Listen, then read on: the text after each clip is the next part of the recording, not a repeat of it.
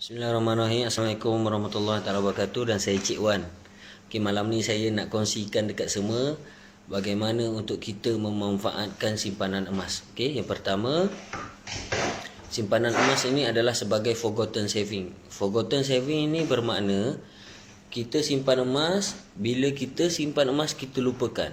Kita paksa kita untuk menyimpan emas, bila kita simpan kita lupakan, kita simpan kita lupakan, dan kita ingat bila perlu saja. Bagi contoh, bila kita ada kecemasan, itu adalah waktu yang sesuai untuk kita ingat kembali kita ada simpanan emas. Dan juga simpanan emas adalah mudah dilupakan berbanding duit. Contohnya macam ni lah.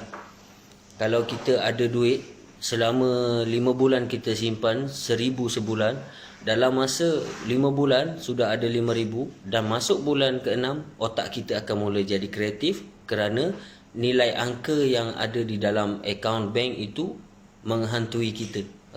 Untuk kita berbelanja, untuk kita beli bagai-bagai. Seterusnya, emas ini sebagai dana kecemasan. Dana kecemasan, emas ni sebagai dana kecemasan.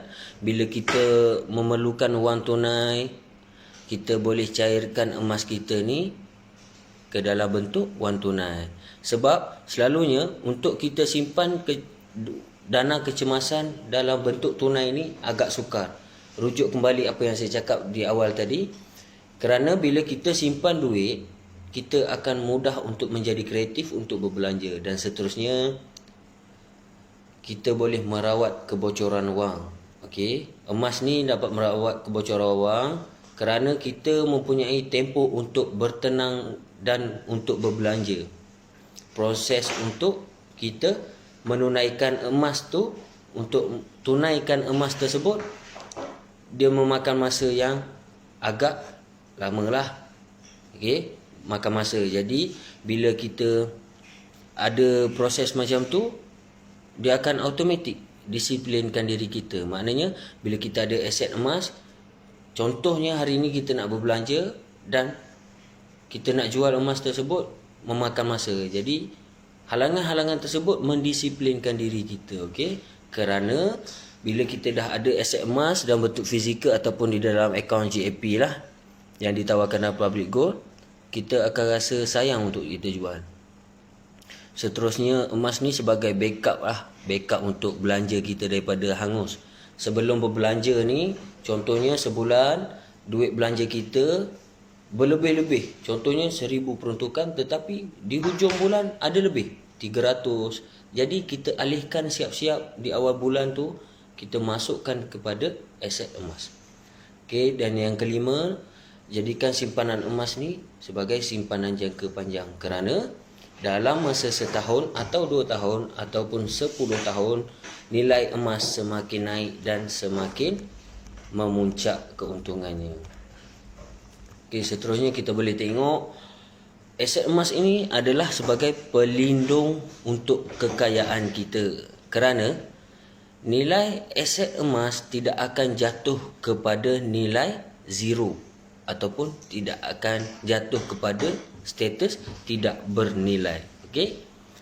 Berbeza dengan nilai wang. Kalau nilai wang dulu dengan nilai 50 sen, zaman ayah-ayah kita atau atuk kita, 50 sen sudah boleh beli nasi lemak, boleh beli air sirap dan kenyang, boleh tambang bas pergi sekolah. Dekat situ kita boleh tengok lah kelebihan kita simpan emas. Dan yang seterusnya sebagai modal pusingan bisnes lah. Emas ni boleh digunakan untuk permulaan bisnes kita dengan memajakkan dulu di arah nu untuk kita dapatkan tunai. Seperti yang majoriti peniaga-peniaga wanita di Kelantan, mereka menggunakan nilai emas tu sebagai cagaran mereka. Waktu pagi mereka cagar dulu, mereka buat modal untuk berniaga, sudah dapat untung dan boleh ambil kembali emas, dia orang ambil dan dia orang boleh beli lagi emas yang lain untuk sebagai modal pusingan.